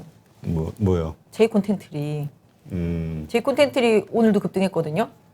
이제 넷플릭스에서 방영하기 시작하면서 주가가 많이 올랐는데 거기도 메가박스를 가지고 있잖아요. 그렇죠. 근데 이제 걔네는 두 개잖아요. 컨텐츠도 하고 근데 넌 너무 극장도 많아. 있는데 CJ CGV는 극장이 너무 많다 보니까 이게 메가카도 해도 끝도 없는 거예요. 극장이 그렇죠. 엄청나잖아요. 근데 이렇게 차트만 보면은 코로나는 창궐해도 계속 저점 찍고 올라오고 있는 상태잖아요. 그러네. 근데 저 오늘 기사를 보면서 무서운데 이거 돈 못 구해가지고 막 그런 생각을 했는데 수급을 딱 봤는데 어이가 없는 거죠. 계속 외국인도 막 사고 투신도 막 계속 눈만 뜨면 사고 있고 사모펀드도 최근에 계속 막 사고 연기금까지 달겨 들어가지고 막 사고 있는 거예요. 좋아질 거에 대한 기대감이 있나 보네요. 그러니까 제가 생각할 때는 추석도 다가오고 그다음에 최근에 조금 모가디슈인가? 그거가 좀 관객 많이 들었나 봐요. 저 영화 신작이요. 그래서 이제 그런 이제 큰 대작들이 이제 앞으로 계속 나올 거니까 최악은 지난다. 뭐 지금보다 더 창궐하겠냐 이런 뉘앙스 그런 거 있잖아요. 하나 투어도 요새 엄청 올랐잖아요. 여행 갈지 말지도 모르는데 올라가잖아요. 맨날 적전하고 있는데 그러니까 그런 개념인 것 같긴 한데 아무튼 하여튼 기사만 봤을 때는 그래서 사까박까 하다가 저 기사 보니까 무서운데 막 이랬거든요 저는. 근데 그러는 사이에 좀 주가는 좀 많이 방향성을 잡고 있는 것 같아요. 그러니까 주식이라는 게 항상 최악일 때 그러니까 최악일 때 사는 것 같아요. 실적이 꼭 주가를 대변하진 않는다. 맞아요. 예, 이런 얘기가 있잖아요. 예, 그거는 맞는 말씀이세요. 수급이 깡패다라는 말. 이게 진리인 것 같아요, 시장에서는. 근데 아무튼, 아까 갑자기 이 글로 빠졌는데, 아무튼 그렇더라고요. 그래서 지금 코로나 얘기하다가 그렇게 된 거잖아요. 그렇죠. 그러니까 코로나가 아까 말씀드린 대로 결자 해지다. 제가 봤을 때는 코로나가 줄어들면 시장이 확 변화될 수 있는 그런 기업들 위주로 최근에는 시장에서 좀 포트가 좀 많이 바뀌고 있는 느낌? 네, 그런 부분들이 계속 좀 나타나고 있는 것 같아요, 시장에서. 알겠습니다. 자, 그러면 이번에는 그 아까 우리 잠깐 그 언급했던 NC소프트 이야기 한번 해볼까요? 지금 슬퍼요. 상당히 주가가 많이 하락했죠. LG화학도 그렇지만. 네, LG화학이랑 NC소프트는 네, 이 한 두 번씩 가지는 봐드려야 될 것 같아요. 너무 낙폭과대가 심해가지고 네, 가지고 맞아요. 있는 분들은 망연자실할 거예요 지금. 진짜 저도 이거 NC소프트만 생각하면은 진짜 절대 웃으면서 방송을 할 수 이번에 없을 것 신작 같아요. 기대감 뭐 해가지고 순간적으로 올라간 날도 있었단 말이죠. 그때 뭐였냐면은 리니지 W에 대한 발표를 했었어요. 그래서 시장에서 와 하고 올라갔었는데 그 뒤에 불소를 딱 터트리니까 급락을 한 거잖아요. 또 저희 지점에 게임 되게 좋아하는 양과장이라고 있어요. 제가 양과장. 아침에 이제 양과장한테 물어봤거든요. 그랬더니만 야 NC소프트 이거 어떻게 할 거겠냐 그랬더니만 많이 빠지면 좀 반등이야 하겠지만 시간이 많이 필요할 것 같다. 그래서 내가 왜 그랬더니 NC소프트가 이제 리니지 W를 불소 그걸 발표하기 전에 먼저 이제 기사를 터트린 걸로 봤을 때는 버린 카드 아니었겠냐 막 이러더라고요. 리니지가. 그러니까 리니지 W를 먼저 터트려서 기대감을 세워놨고 불소가 버린 카드였기 때문에 아니 불소를 지금 막 띄울 판인데 갑자기 리니지 W 얘기가 나왔으니까 그 친구가 또 그렇게 말을 하더라고요. 근데 제 주변에 또 이제 그 게임에 약간 미친 저희 아들이 있는데요. 미친 아들. 네. 야, 웃으면 안 되는데. 게임에 미친 저희 아들 말에 의하면 역시 NC소프트는 2030을 건드렸다. 근데 왜냐하면 그동안은 닌저씨라고 그래가지고 NC소프트가 막 횡포를 부려도 갈 게임이 없으니까. 그렇죠. 그냥 딸려 들어 다녔었는데 NC소프트 말고 오딘이 나왔잖아요. 그래. 카카오 게임즈 오딘. 크래프톤이 등장했잖아요. 크래프톤, 펄어비스, 최근에. 이렇게 NC소프트의 대항마가 될 수 있는 기업들이 다 상장을 하고 시장에서 인기를 끌면서 주가가 강하게 움직이고 있단 말이에요. 그러다 보니까 이거 NC소프트 맨날 유저를 바보로 하나. 그런 이야기는 좀 있었죠. 그 현질을 그러니까 돈을 자꾸 쓰게 만든다. 과금을 과금 체제. 너무 과도하게. 그동안 이제 확률형 아이템 때문에도 욕을 엄청 먹었었는데 이번에 블러드 앤 소울 2 같은 경우는 그걸 좀 완화시키겠다. 이런 식으로 얘기를 했는데 뚜껑 열었더니 그런 게 아니었던 거죠. 그러니까 인터넷상에서 유저들이 막 다 들고 일어난 거예요. NC소프트 막 망하게 해야 되겠다고 막 이런 식으로 뭐 이건 좀 과한 반응이겠지만 그래가지고서 막 안 하고 그다음에 오딘으로 넘어가고 이런 현상들이 나오다 보니까 NC소프트가 되게 그동안 고자세였었는데 사과까지 하는 초유의 사태가 일어났죠. 사과까지 하는. 그리고 나서 이제 내년에 뭐 리니지 TL이라고 해서 뭐 더 리니지인가? 아무튼 그런데 그거가 이제 마지막 편인가 봐요. 그리고 리니지 이제 W가 연말 내지는 이제 연초에 나오게 되는데 솔직히 NC소프트를 구원할 투수는 그 두 개인데 리니지 W가 구원 투수라고 생각하시면 될 것 같아요. 근데 이제 연말이나 연초에 나오게 되니까 시간 공백이 좀 있고, 근데 처음에는 이제 11위까지 이제 내려갔었었는데 지금 뭐 4위까지는 올라왔다고 그래요. 근데 처음에 NC소프트에서 블러드 앤 소울에 대한 기대감, 왜냐면 사전 예약이 엄청 났었거든요. 그렇죠. 네, 그래서 뭐 30억대까지 1매출을 찍을 것이다라는 기대감이 있었는데 실질적으로는 뭐 10억대 지금 이러잖아요. 그러니까 얼마나 실망감이 컸겠어요. 그러다 보니까 이렇게 빠지는 상태에다가 또 거기서 펄어비스가 또 불을 지르잖아요. 도깨비 또 그 영상 나오면서 또 막 시장에서는 그쪽으로 또 막 몰려가고, 그 다음에 이제 또 카카오 게임즈의 오딘이 매출이 지금 1등이거든요.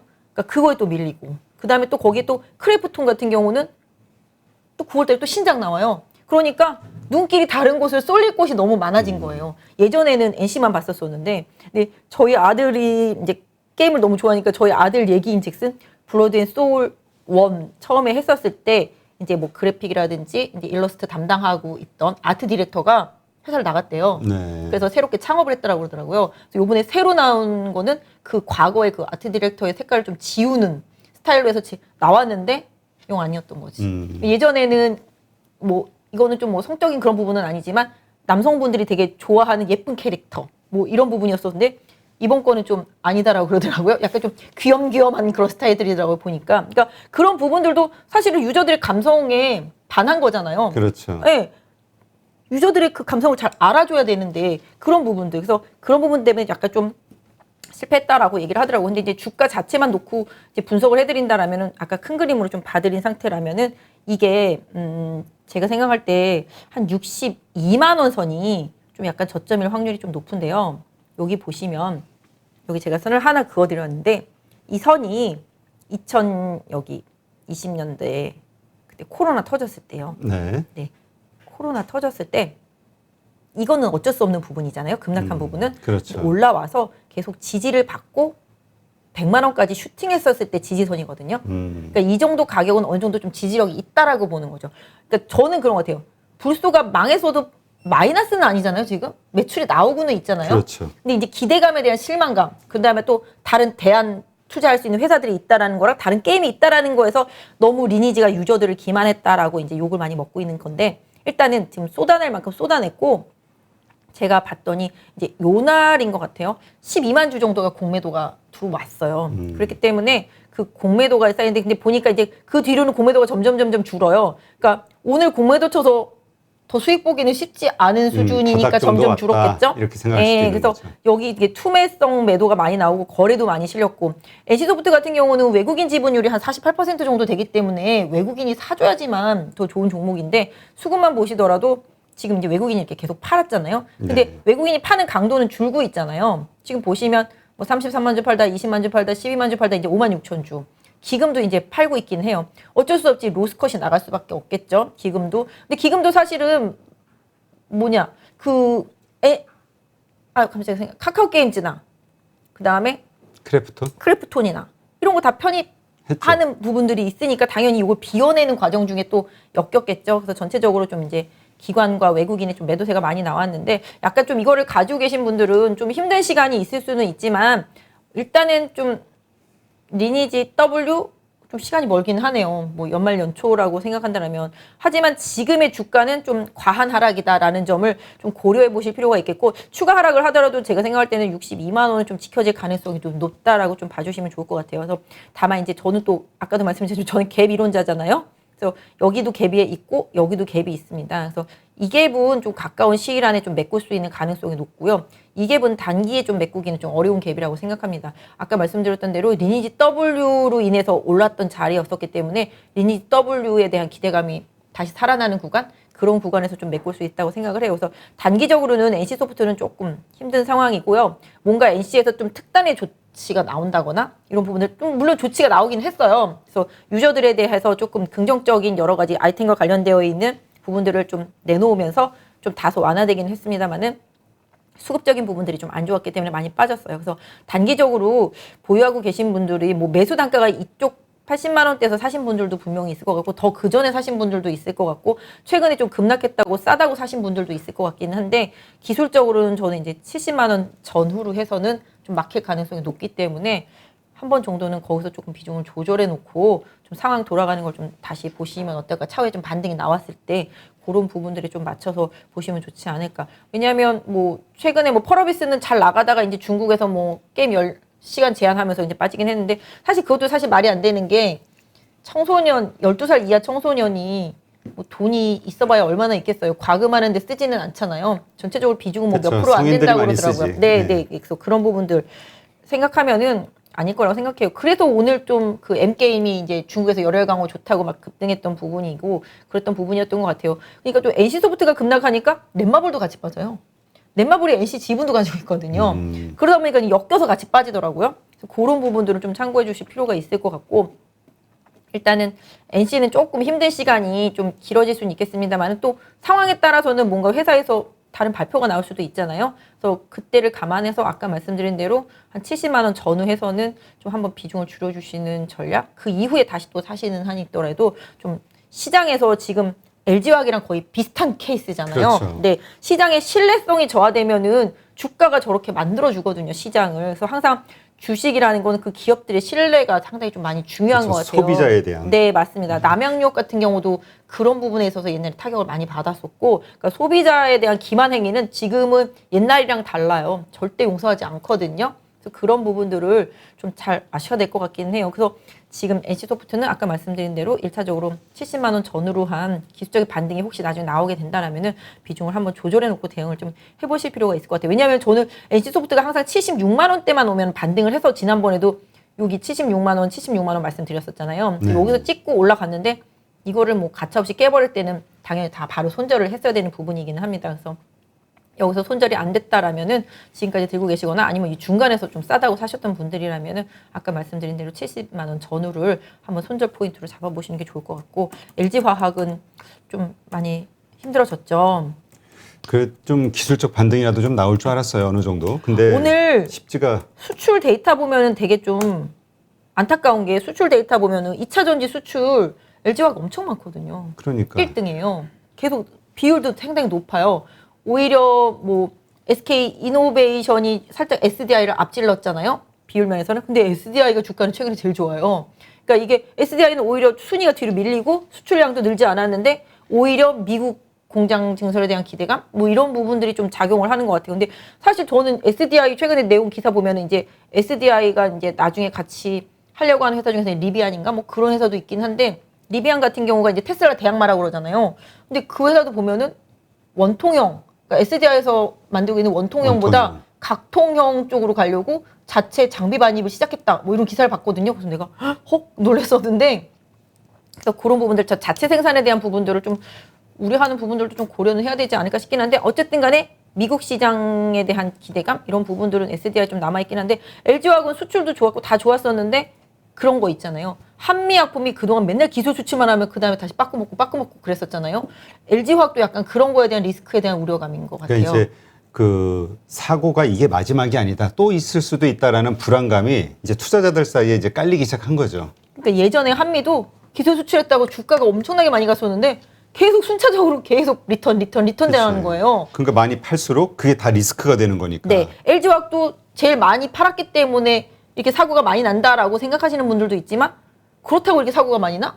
앞으로 계속 나잖아요. 현대차에도 물어줬고 또 GM도 한번 물어줬는데 지금 또 물어줘야 될 판인 거잖아요. 그러니까 LG화학에 대한 그런 신뢰성, 제품에 대한 신뢰도가 많이 떨어진다는 거죠. 그리고 또 이번에 또 결정타가 이제 또 GM에서 그거 관련된 사고와 관련된 이런 부분들이 명확하게 될 때까지는 제품 안 만든다고 그러잖아요. 그러다 보니까 또 LG화학이 또 리스크로 다가오고 또 LG 에너지 솔루션 또 상장도 연기될 가능성 그렇죠. 이런 부분들이 부각되니까 역시 아까 NC와 마찬가지로 시장의 신뢰도가 하락을 하면서 주가가 계속 하락하고 있는 상태고 근데 그거에 또 맞춰서 또 화학주들이 또 최근에 안 좋기는 안 좋았어요. 순수 본연의 화학주들이 좀 안 좋았었던 상태여서 계속 좀 피카운 하락하는 논란이 부분들도 있었잖아요. 네. 그래서 좀 많이 빠졌는데 저는 좀 역발상으로 생각하면 LG화학 말고 다른 화학주들 있어요. 뭐 대한유화라든지 롯데케미칼이라든지 뭐 금호석유도 마찬가지가 되겠지만 그쪽도 지금 기대감이 1도 없는 섹터거든요. 근데 주가가 그만큼 많이 빠져있기 때문에 오히려 대한유화 같은 경우는 2차 전지와 관련되어 있는 부분들도 긍정적인 부분이 있어서 좀 주가를 좀 보셔야 될 상황이긴 한데 화학주들도 그렇게 따지면 최악이기 때문에 근데 웃긴 게 뭐냐면 이번 수출 데이터를 보면 화학 수출 엄청나게 많아요. 석유화학 제품들. 그래서 시장에서는 이렇게나 좋고 앞으로 경기가 회복되면 더 많이 팔 수 있는데 라는 그다음에 지금 증설 효과를 되게 보면서 가동률도 엄청나거든요. 전 그렇죠. 세계적으로 석유화학 섹터들이. 그래서 그거를 피크아웃이라고 다 얘기하는데 또 반대로 이야기하는 애널리스트는 가동률이 좋아지니까 잘 팔리고 경기가 좋아질 거란 기대감으로 가동률이 올라가는 건데 그거를 피크아웃으로 빗대기는 좀 그렇지 않느냐 이렇게 말씀하시는 애널리스트들도 있는데 LG화학은 이제 보시면 저희가 그때 차트 화면 보시면 아시겠지만 이게 추세가 제가 저 추세선을 그어드렸었는데 저 추세선을 이탈했잖아요. 그렇죠. 네, 그래서 예전에도 제가 날짜는 정확하게 기억 안 나는데 올라오면 90만 원대까지만 올라오면 비중을 좀 줄이시라고 말씀을 드렸던 것 같아요. 그래서 요번에 딱 올라왔었는데 거기가 아니나 다를까 고점. 그 다음에 이제 악재 터지면서 급락을 하고 있는 상태인데 기술적으로만 말씀드리면 뭐 어떤 면에서 보면은 60만 원 부근이 LG화학한테는 항상 저점이었던 것 같아요. 제 기억 속에. 예, 예전에도 60만 원대에서 계속 터치하면서 지지선을 잡고 그 다음에 올라가기 시작했었거든요. 그러니까 이번에 만약에 정말로 초토화돼서 하락을 하더라도 60만 원 초반대 정도면은 지지력이 있을 거라고 생각을 하고 있고요. 만약에 덜 떨어진다라면 중간에서 여기 꺾어 올라갔던 자리 있잖아요. 네. 요 구간대 한 68만 원대. 네, 요 정도가 좀 지지력이 있는 자리입니다. 그래서 지금 72만 원대이기 때문에 68만 원대까지는 한 4만 원 정도 네, 여력이 좀 있다고 생각을 해요. 그래서 그 구간까지도 좀 고려는 해놓고 좀 보셔야 되지 않을까 싶고요. 나중에 기술적 반등을 하더라도 80만 원, 78만 원, 뭐 요 정도가 아마 최대 저항대가 될 것 같아요. 그래서 다시 반등을 하더라도 제가 생각할 때는 밑으로 내려오지 않고 반등을 하더라도 호재가 나와서 반등을 하더라도 80만 원을 강하게 돌파하지 못한다라면은 역시 좀 비중을 조절해 놓고 관망하면서 이 사태가 수습되는지 여부를 좀 보시는 게 투자자분들한테는 조금 중요할 것 같아요. 네, 알겠습니다. 하여튼 참 그 많은 분들 상황을 생각하면 좀 안타까운 일이긴 한데 네. 하여튼 뭐 벌어진 일이니까 일단 어떤 식으로인가 이렇게 좀 참고를 해서 대응을 하시는 네. 방법을 좀 고민하시는 게 좋겠네요. 네, 맞습니다. 네, 하여튼 증시가 어쨌든 외국인이 좀 매도세가 좀 꺾이니까 네. 그나마 조금 사주니까 이렇게 좀 안도가 되긴 하는데 네. 또 뭐 그런 분도 있더라고요. 그 이선엽 센터장 네, 그분은 네, 네. 외국인의 매수가 없어도 우리 시장은 매도만 좀 덜해준다고 하면 맞아요. 충분히 우리 자체의 힘으로도 강한 상승할 수 있다 이런 생각하시더라고요. 올해 내내 외국인이 매도를 했었지만 외국인의 매도 강도만 조금 줄어들면 연기금이 충분히 받쳐주고 또 개인 투자자분들의 힘으로도 좋은 시장 좀 만들 수는 있어요. 근데 아까도 말씀드렸지만 지금 보세요. 다 죽어가던 추세가 외국인 이틀 샀다고 갑자기 확 살아나잖아요. 그만큼 시장 자체의 추세는 외국인이 만들 수밖에 없기 때문에 종목 장세로 가면은 외국인 없어도 상관없는데 지수만 놓고 본다라면은 외국인의 힘이 없이는 지수를 계속 이끌고 갈 수는 없을 것 같아요. 그래서 외국인이 계속 들어와 주면은 지난번처럼 뭐 3,250 뭐 이렇게 갈 수 있겠지만 그렇지 못하면은 계속 3,200에서 3,100 사이 왔다 갔다 하는 박스권으로 흐를 수밖에 없는 게 현재까지는 시장의 수급 구조라고 보시는 게 맞을 것 같아요. 네, 알겠습니다. 네, 오늘도 이렇게 해서 또 차트 공부를 겸해서 지금 주요 이슈가 되는 주식들, 그 다음에 섹터, 테마에 대해서 이제 한번 자세하게 살펴봤고요. 상당히 많은 분들에게 좀 참고할 수 있는 시간이 되지 않았을까 기대해 봅니다. 오늘 고생 많으셨습니다. 네, 감사합니다. 네, 오늘 하루도 투자하시느라 수고 많으셨고요. 뭐 일희일비하지 말고 항상 드리는 말씀이지만 내일도 또 기대감을 갖고 차분한 마음으로 지켜보시는 그런 날이 되셨으면 좋겠습니다. 하여튼 오늘은 좀 끝났으니까 편안하게 푹 쉬시기 바랍니다.